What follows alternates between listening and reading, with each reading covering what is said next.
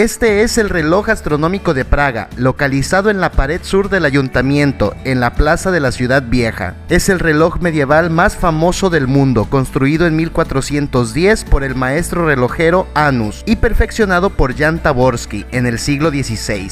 La leyenda dice que para que Anus no repitiera su obra, los concejales le dejaron ciego. Todos los transeúntes se reúnen cada hora para ver su funcionamiento. Veamos cómo suena.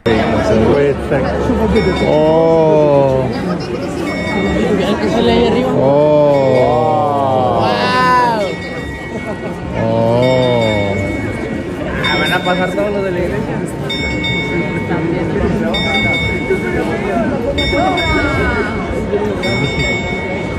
Hola.